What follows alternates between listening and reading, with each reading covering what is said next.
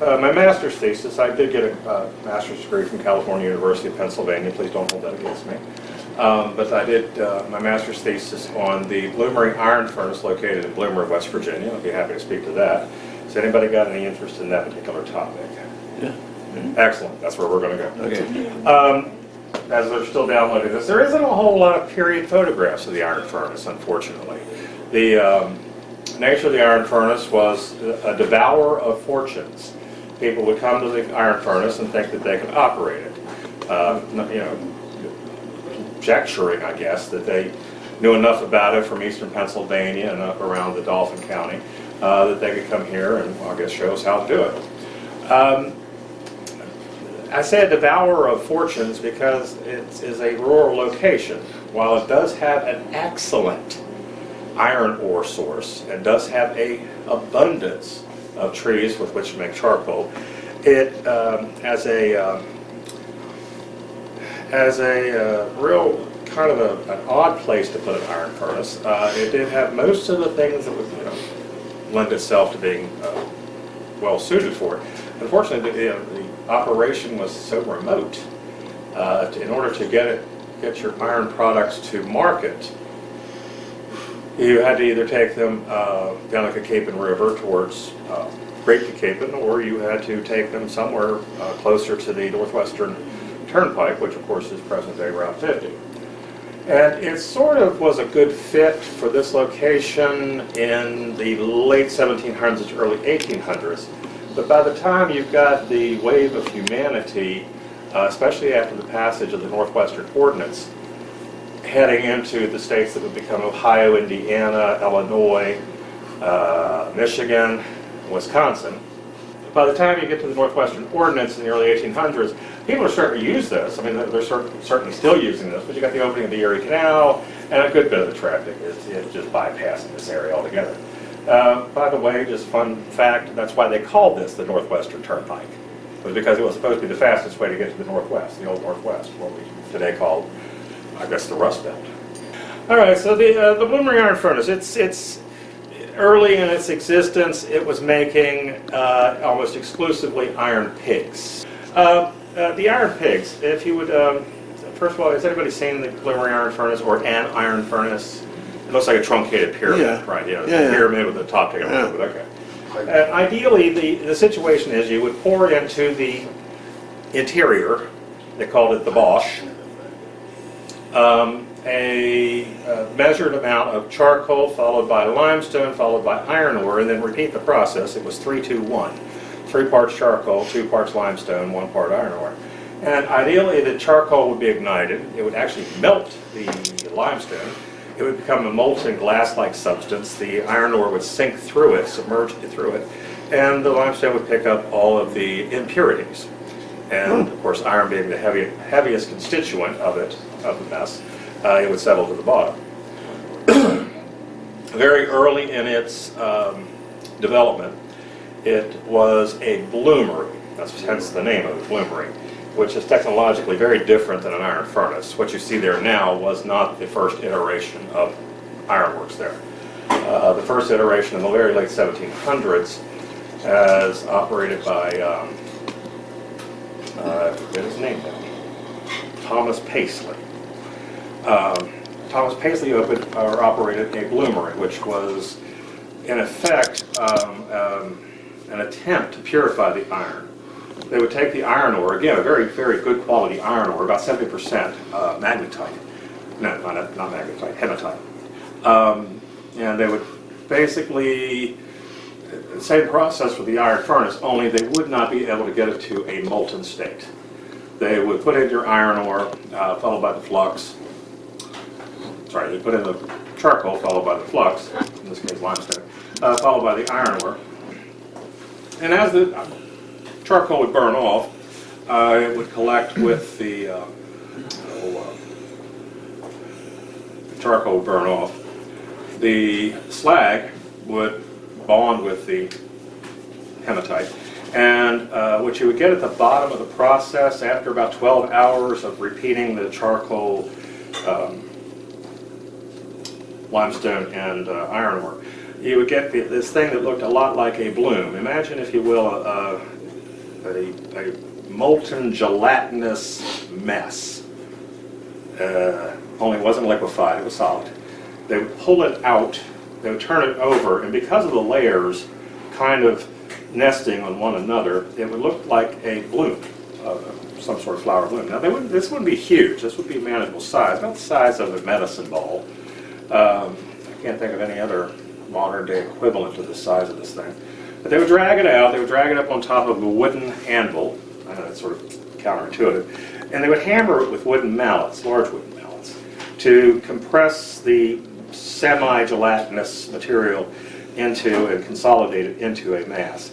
As they're doing this, they are effectively driving out the slag, so that what you would be left with was what we would call today wrought iron, W-R-O-U-G-H-T. If you've ever looked at wrought iron very close up, it's a very fibrous material because the strands in it are separated by strands of silica, and it's just, for strength-wise, it's just nothing. Just very, very, it's good for decorative arts. It's excellent for any use when you don't have something else made of better steel. But this was eventually replaced in 1833. Before I move on, though, excuse me.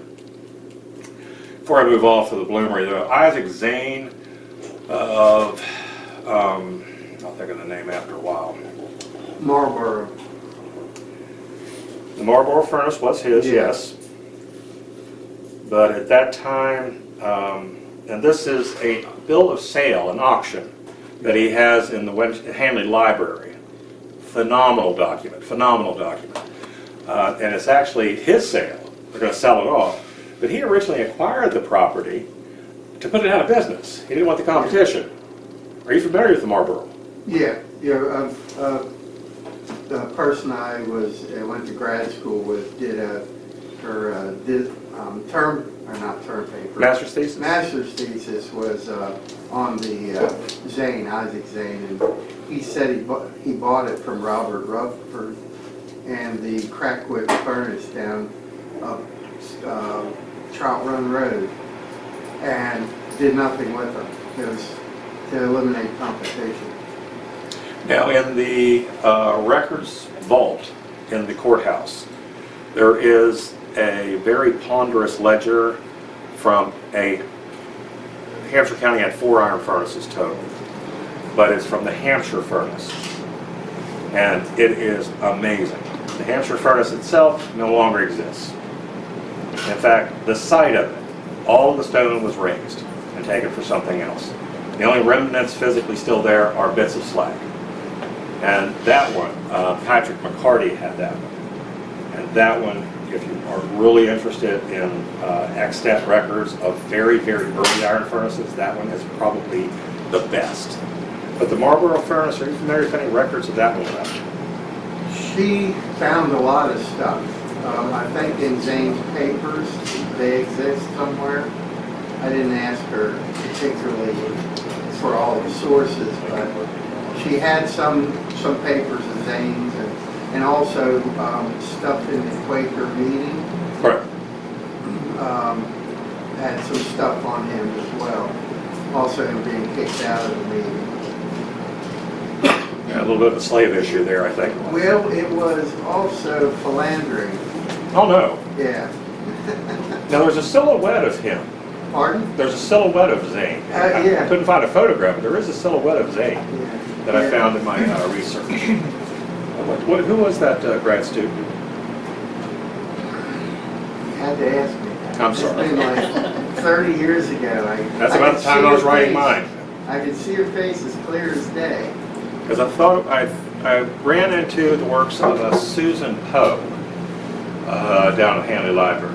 That doesn't ring a bell? Susan does, and Poe it might have been. And of course, this was 30 years ago. Yeah. I may not be remembering the name correctly. Susan, I think, yeah. Rutherford did sell it to Isaac Zane. Isaac Zane bought it just to put it out of business. And somewhat later, in fact, it's 1833, a James Passmore purchases the furnace to raise the bloomery entirely and to basically put it into an iron furnace, complete with Bosch's, outside casement of fieldstone, or not fieldstone, but cut stones. And he really put his money where his mouth is, and quite frankly, it bankrupted him. His first products, he was expecting to sell large iron pigs to the Baltimore and Ohio Railroad that had been building up the Potomac River Valley at this point in history. And there is one of these pigs still extant. It's in the front yard of a gentleman who lives over on the bane of every truck driver and seemingly the Swift inventory. It's on Gaston Road. Gaston Road, yeah. You would think. If you're not familiar, Gaston Road has this one-lane bridge that, and there's the sign has got to be what, 8 by 8? Don't go this route. And of course, And GPS takes everybody on that road. and there's Facebook is replete with several not so swift trucks on the road. Okay, so Passmore buys the furnace. He tries to make a go of it. I'm not sure what issues were, but jump in any time. You look like you. Your eyes That's out of exam. my period. Okay. It passes through a few more hands, but it finally comes to a gentleman, and his name is going to escape me for right now. Not Poisel. Pancoast. His first name. He's also a Quaker.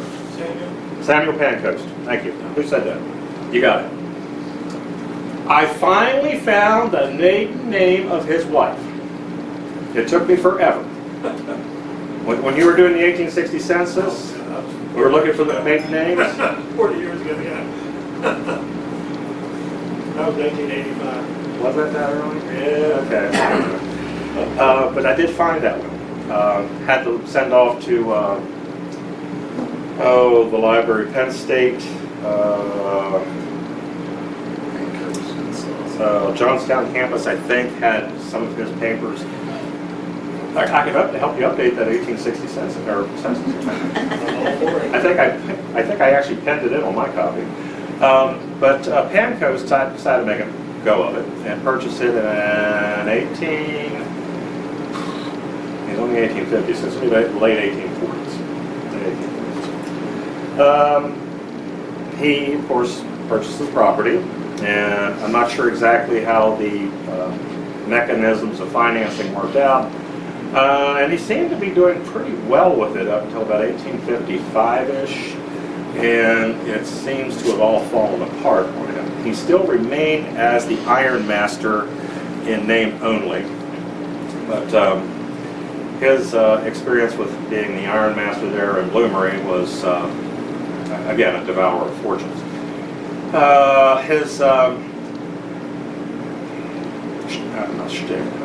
His bevy of products included hollowware.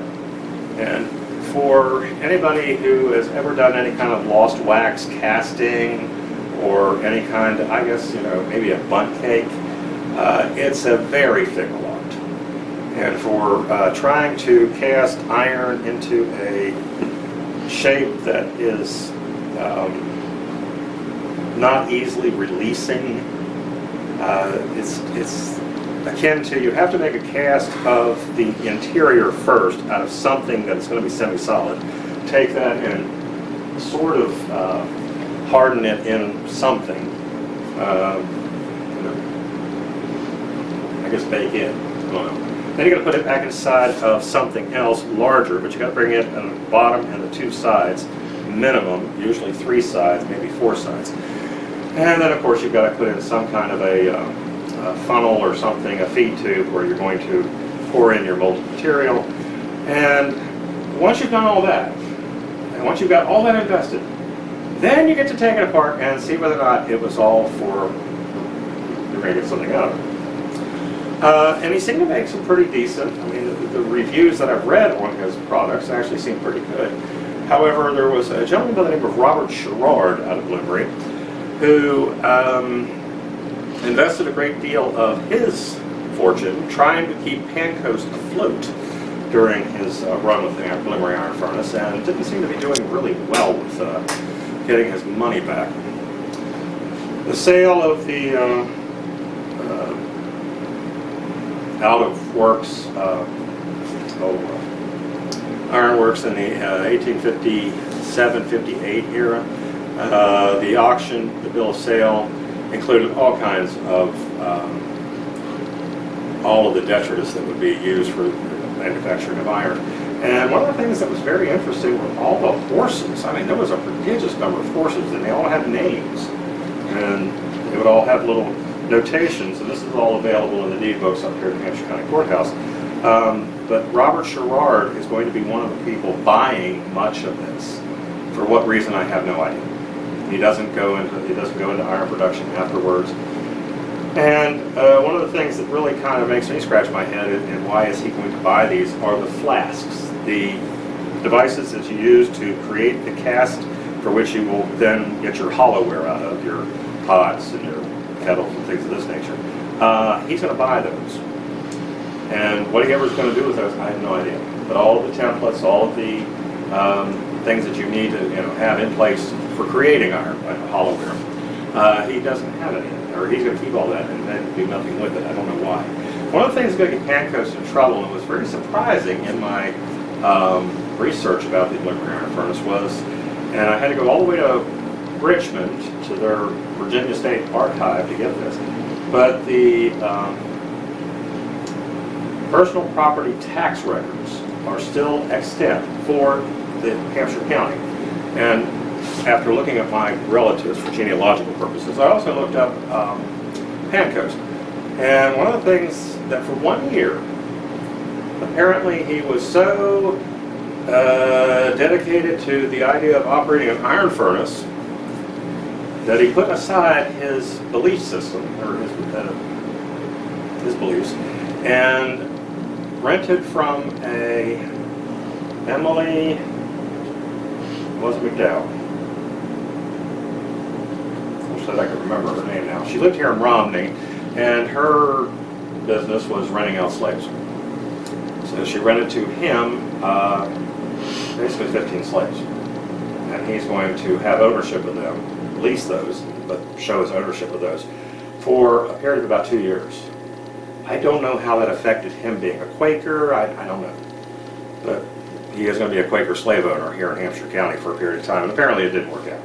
Because it's after that experience that he's going to be selling it all off. He remains on site, though, until the American Civil War. And in 1861, if you're familiar with the official records of the War of the Rebellion, this guy gets a whole chapter, which is kind of interesting. Local commanders here, after the invasion of Hampshire County in June of 1861, are going to be somewhat cautious around people who are, well, carpetbaggers. And Pancoast has, may as well have been the poster child for being a carpetbagger. And he is going to be looked on with suspicion. Robert Sherrard, is not going to forget the money he is still owed by Pancoast, who's still living in the stone house out of Bloomery. And he is going to be contacting local commanders. Anyway, Sherrard is going to contact local Union commanders and say, you might want to check out Pancoast. And this commander, this local captain, was down in Cape Bridge at the time. So they sent a contingent of cavalry out to Bloomery, and they, kind of looked in on him and, basically looked around the house. They searched it from basement to garret, and they were like, "What are all these pigeons doing in your attic?" And he said, "Well, I brought them back from Cumberland." "Okay, tell us why." "Well, I wanted to communicate with the person who was giving me a license to buy salt." "Oh, Okay. Why is that a big deal for a person during the American Civil War? Could be a spy. Oh, yeah, the carrier pigeons definitely. But what was the deal with salt, though? Salt was at a premium in the South. It was produced in very large quantities, but not locally. It had to be purchased, and it was necessary for practically everything. The tanning of leather, the curing of meat, the preservation of food, also just for, human functions. His order for taking salt across the Union lines and back into what is then Virginia was an authorization from a commander, a Captain Robert Bruce, no, can't make the name up, for the 2nd Potomac Home Brigade over in Cumberland, Maryland. And one of the people that he is going to work with is just absolutely giddy because Pancoast basically has a license to print money. He can use this license to bring salt into what is at that time the Confederacy with abandon. So he's certainly going to take advantage of that. The local commander, who has gotten wind of all this, is going to place Pancoast under arrest and going to take him and put him in the jailhouse down in Winchester. He will end up in the Castle Thunder prison in Richmond. I can't remember the name right off the top of my head for the real name for it. They always call it Castle Thunder. And he is going to be placed there for a goodly part of the first year of 1861, 1862. And there is going to be a constant series of letters that will appear in the official record of the War of the Rebellion that effectively say, I'm not a spy, I don't know where those pigeons came from. Okay, so, I never intended on, providing salt to, feather my own nest. Was that prison in Richmond? It was. Libby prison? Yeah. That popped Yeah, in my head. that Libby, that does Yeah, sound okay. right. Okay. I appreciate it. It was an old tobacco warehouse that just simply shoved people into. Yeah. Pancoast is going to endear himself to Union officers, though, in Libby prison because he is going to use what little money he has to buy medication and food for the, And it's going to come a point in the experience of Samuel Pancoast that everybody else is going to be released, but he's going to stay. They are going to keep him alone, as an influx of new prisoners come in. As they're exchanged, he's always kept for the first year. And it's going to be not Lincoln, but Stanton, Edwin M. Stanton, is going to finally say, okay, no, he's not a combatant. No, well, yes, he kind of was a spy. Would you please release him? And he's going to be returned to the United States and effectively told, don't you come back. He never did. Into the 1880s then, advancing the story a bit further, we're going to have the children of Samuel Pancoast return to Hampshire County to operate the Maryland Fruit and Mining Company and try to make a go of it in the 1880s with the Bloomery Iron Furnace again and have their fortunes again devoured. They never could make a go of it. So the property is going to pass through several hands. It's currently in the hands of Rocking J Ranch. Is that it? Who has that?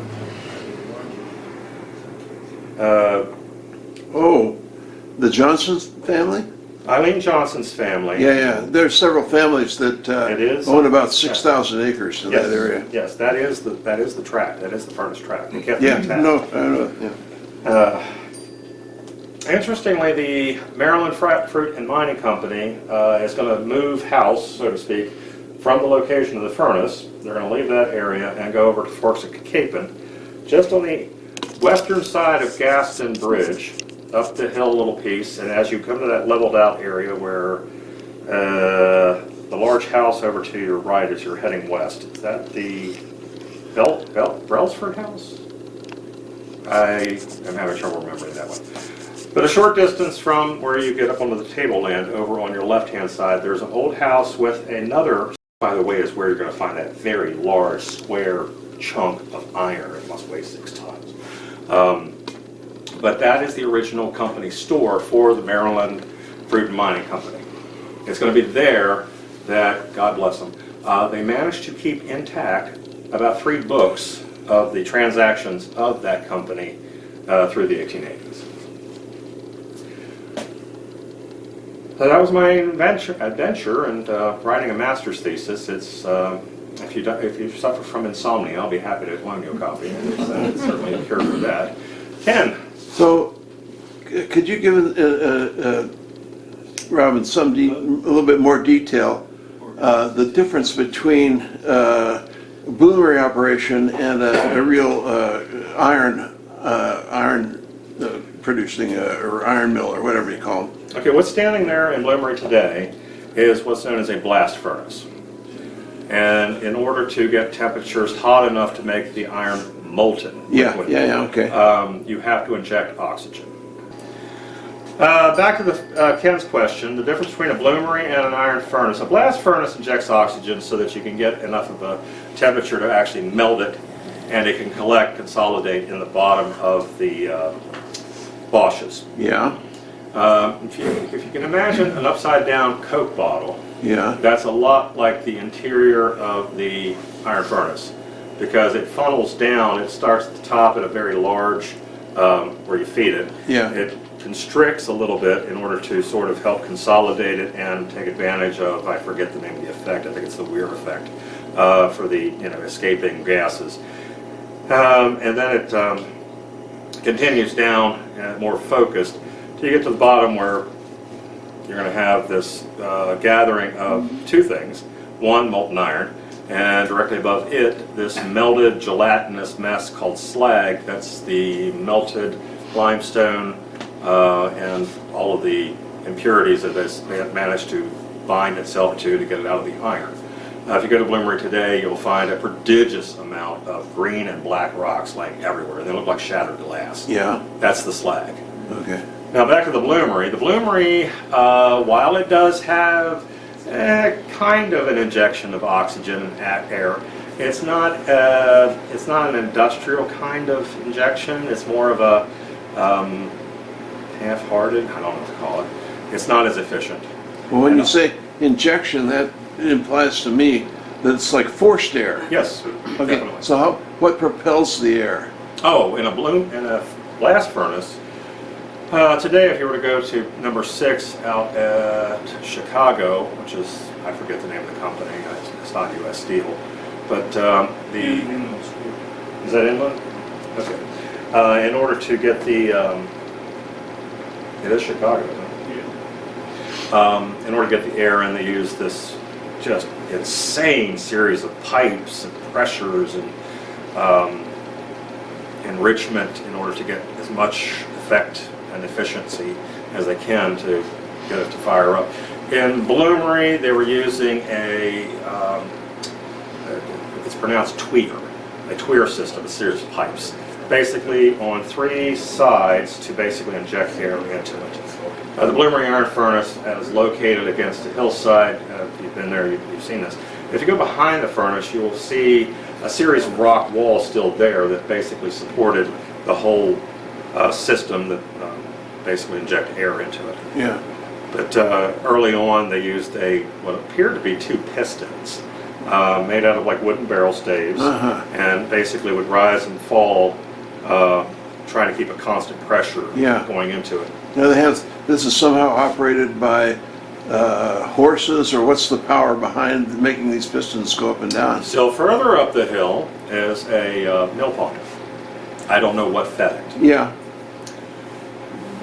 Okay. But it was some sort of a undershot water wheel. Okay. Kind of That kind of thing. Okay. But I can't steam equipment. say again. No steam driven equipment. That does come. It does come. In fact, there's a photograph of it.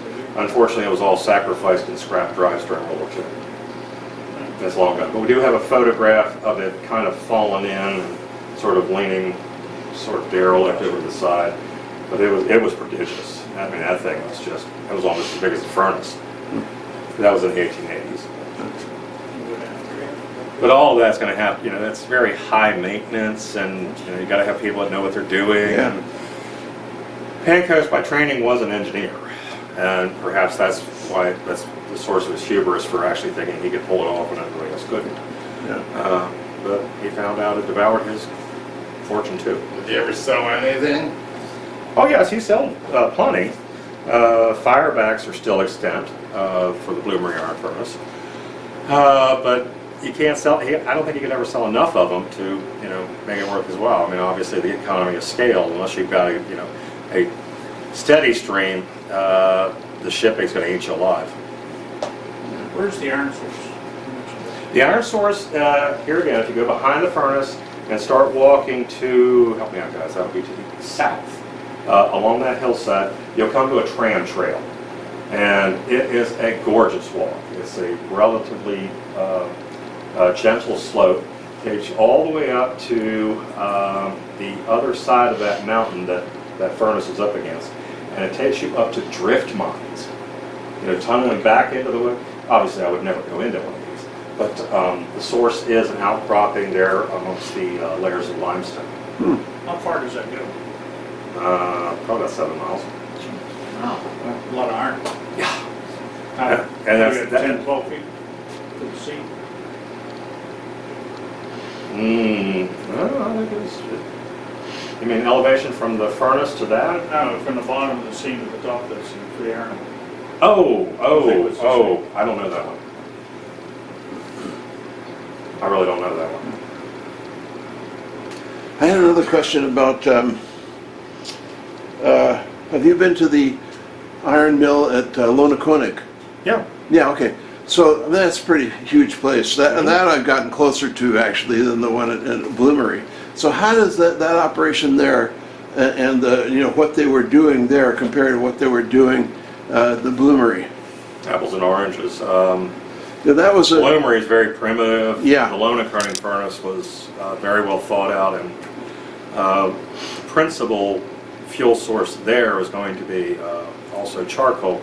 But if you know anything about the Georges Creek area, I mean, it's very much a active coal seam. So, to my knowledge, they didn't have any coking furnaces there.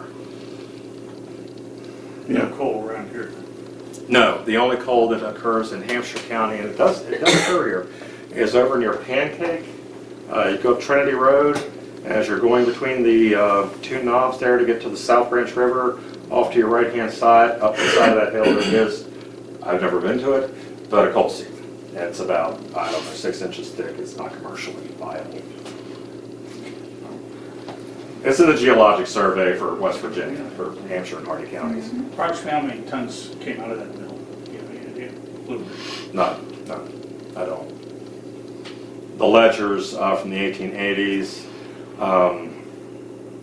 are available, and I had the good fortune to work with the gentleman who owns them, and he allowed me to photograph every page, and I had the good fortune of having an incredibly gifted student who indexed it for me. Or not indexed it, but labeled every page for me.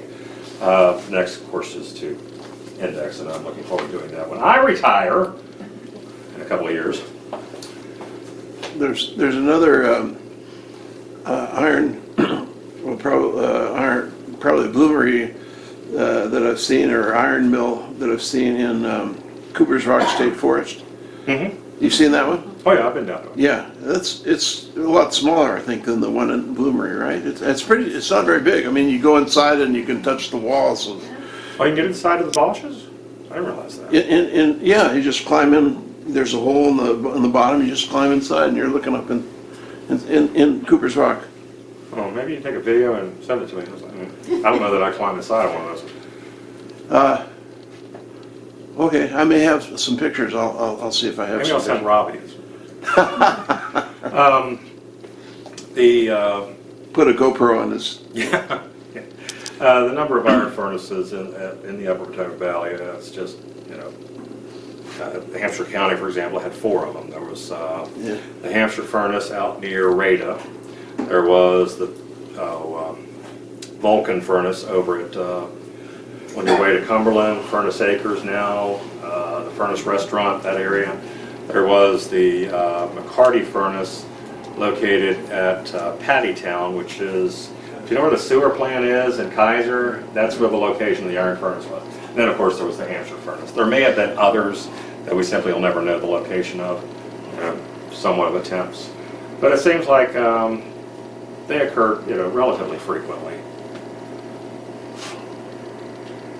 I was told that there's one down near Enid Springs. I don't know if it's on the Hampshire County side of the line or Rock Enid Springs. You guys know what I'm talking about? It's out near Cape and Springs, that area. We kind of missed it, but this is also the 100th anniversary of that courthouse. The courthouse. Yeah, what, 23? Yeah, it was Yeah. finished in 23. 20 it collapsed. Yeah, yeah. I did the story on that one too. So. Yeah, I did too. Well, it was kind of an interesting. Can I go off on that tangent for a minute? Anyone mind? Yeah. The courthouse that's there now, the yellow glazed brick. That yellow glazed brick seemed to be exclusively 1920 to 1925. Yes. But the one that was there before the 1837 courthouse was this red brick one, very much like the one you see down in Berryville. Not identical, but pretty close. So if you want to see what it looked like, here, that's about as close as you're going to get. But there were the county commission let a contract to put bathrooms in the basement, dig a basement, put bathrooms in them, and basically renovated so that the courtroom was moved to the second floor, much like it's designed today. And they were delivering a 5-ton truck of sand after they had excavated the basement area, and the whole ground underneath the 5-ton truck that was between the Rexall building, that's still standing, and the courthouse just subsided right out from underneath of it. And all these bricks came down on the truck, and a small boy that was playing in between where the truck was and the side of the courthouse. And the boy survived without a scratch. Wow. Oh, wow. Wow. But he did. There's a lot of instances like that. Luck. People pack stuff up against the What if you want to do research on properties and houses that are over 100 years old, that they lose all the information in that fire? Can you do it, or? There was never a fire in this courthouse. You know, the one before it I'm talking about. The courthouse records were immediately moved from the courthouse that was falling apart into the literary hall, and all of it was saved. Okay. They only, they did send, did they send the copies of the originals down to Luray during the Civil War? They sent the originals. They sent the originals, Yeah, okay. to a cavern down there somewhere they were stored. Hmm. Most were returned, but a lot of them were taken by Yeah, Indiana soldiers and taken back to the Midwest as souvenirs. There's- Occasionally one of those will pop up. and one of them was sent back to Hoy Shingleton Yeah, yeah. while I was still a county planner here. Right. And he said, "What do you think about these?" And I'm like, "Oh my gosh!" What were they? They, in the case, there was a soldier from the 55th Ohio Yeah. Infantry, The 11th Indiana.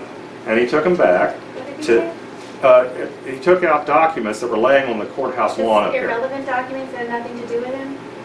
Yeah, they were just souvenirs. Okay. And he picked them up. There was, I think there's 3 of them, and one of them is vellum. I mean, it's not paper; it's vellum. It's really like wow. Anyway, he took them back, and it would be his granddaughter who sent them to Hoy, saying, "I think old paper should go home." So